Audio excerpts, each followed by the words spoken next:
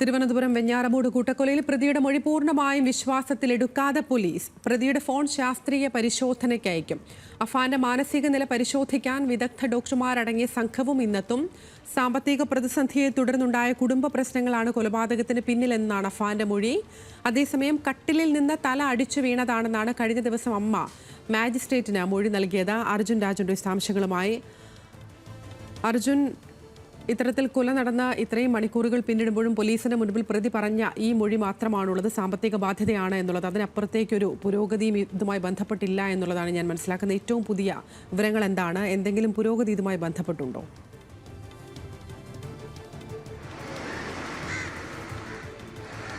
അതിര, ഈ പ്രതി ഇപ്പോഴും മെഡിക്കൽ കോളേജ് ആശുപത്രിയിൽ ചികിത്സയിലാണ്. വിശദമായി ഇയാളെ ചോദ്യം ചെയ്യാൻ പോലീസിന് ഇതുവരെ കഴിഞ്ഞിട്ടില്ല.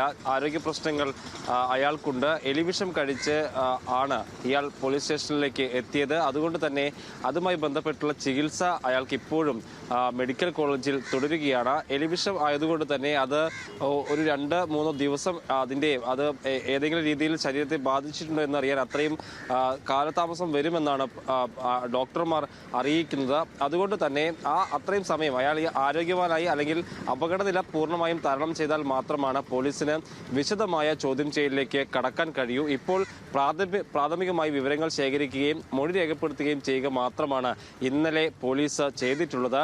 ഇന്ന് കുറെ കൂടി അന്വേഷണത്തിലേക്ക് കൂടുതൽ വിശദമായിട്ടുള്ളൊരു മൊഴിയെടുക്കലിലേക്കൊക്കെ പോലീസ് കടക്കും. പക്ഷേ അയാൾ പൂർണ്ണമായും ആരോഗ്യവാനാവാത്തതിൻ്റെ ഒരു പ്രശ്നം പോലീസിന് മുന്നിൽ ഉണ്ട്.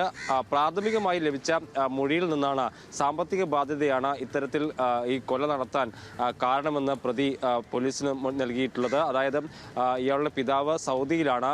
കുറേ സാമ്പത്തികമായിട്ടുള്ള പ്രശ്നങ്ങൾ ഉണ്ട്.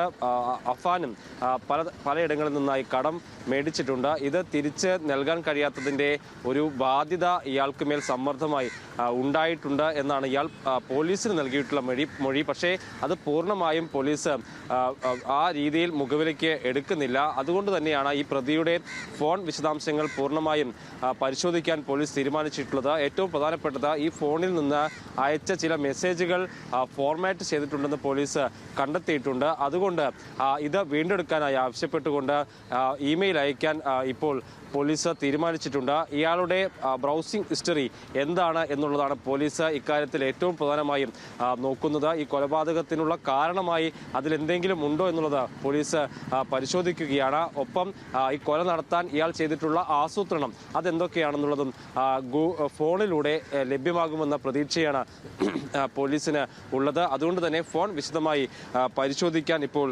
പോലീസ് തീരുമാനിച്ചിരിക്കുകയാണ്. ഒരു ശാസ്ത്രീയ പരിശോധനയിലൂടെ ഫോണിൽ നിന്ന് എന്തെങ്കിലും സൂചന ലഭിക്കാനുള്ള സാധ്യത പോലീസ് ഇപ്പോൾ ആലോചിക്കുന്നുണ്ട്. അതിനൊപ്പം തന്നെ ഈ ബന്ധുക്കളുടെ മൊഴി, ഈ പ്രതിയുടെ മറ്റ് ബന്ധുക്കളുടെ മൊഴി രേഖപ്പെടുത്താൻ പോലീസ് ആലോചിക്കുന്നുണ്ട്. അതായത് പ്രതി പറയുന്നത് സാമ്പത്തിക ബാധ്യത കൊണ്ടാണ് ഇത്തരത്തിൽ ഈ അക്രമം നടത്തിയത്, ഇത്തരത്തിൽ കൂട്ടക്കുരുതി നടത്തിയതെന്നാണ് പ്രതിയുടെ മൊഴി. അത് ഏത് രീതിയിൽ വിശ്വസനീയമാണെന്ന് സംബന്ധിച്ചിട്ടുള്ള വിശദാംശങ്ങൾ പോലീസ് ബന്ധുക്കളിൽ നിന്ന് തേടും. അതിൽ ഏറ്റവും പ്രധാനപ്പെട്ട കാര്യം വലിയ സാമ്പത്തിക ബാധ്യത ആണ് എന്നാണ് ഈ പിതാവ് ഉൾപ്പെടെ പറയുന്നത്. പിതാവിന് ഗൾഫിൽ നിന്ന് നാട്ടിലേക്ക് വരാനുള്ള സാധ്യത പോലും ഇല്ലാത്ത ഒരവസ്ഥയുണ്ട്. അതിൽ മറ്റ് ബന്ധുക്കൾ, പ്രത്യേകിച്ച് ഈ ലത്തീഫ് ഉൾപ്പെടെയുള്ള ആളുകൾ എങ്ങനെയാണ് അതിനോട് ഇടപെട്ടത് എന്നതുൾപ്പെടെയുള്ള കാര്യങ്ങൾ പോലീസ് പരിശോധിക്കുന്നുണ്ട്. ഏതെങ്കിലും തരത്തിൽ സഹായം നൽകാതിരിക്കുകയും അത് ആ രീതിയിൽ, അതായത് കുടുംബത്തോട്, ഈ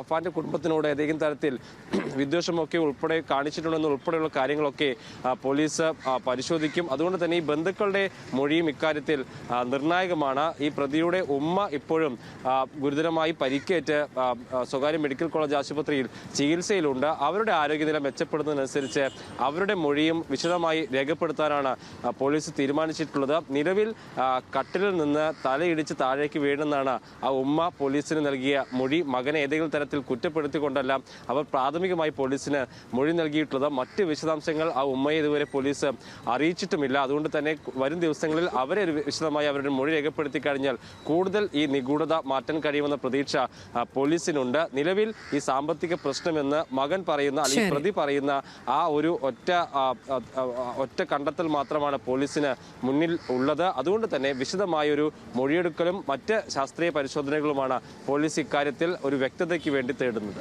ശരി, എന്തായാലും നാടിനെ നടുക്കിയ വെഞ്ഞാറമൂട് കൊലപാതകവുമായി ബന്ധപ്പെട്ടാണ് കൊലപാതകത്തിന്റെ ചുരുളഴിക്കാനുള്ള തീവ്ര ശ്രമത്തിലാണ് ഈ ഘട്ടത്തിലും പോലീസ് എന്നുള്ളതാണ്. ഡിജിറ്റൽ തെളിവുകൾ അടക്കം പരിശോധനയ്ക്ക് അയക്കാനാണ് പോലീസിന്റെ തീരുമാനം. അതിനൊപ്പം തന്നെ അഫാനെ ചോദ്യം ചെയ്യേണ്ടതും ഉണ്ട്. അഫാൻ ആശുപത്രിയിൽ തുടർന്നുകൊണ്ട് അതിനുള്ള പരിമിതികളും തുടരുകയാണ്. വിശദാംശങ്ങൾ നൽകുകയായിരുന്നു അർജുൻ രാജ്.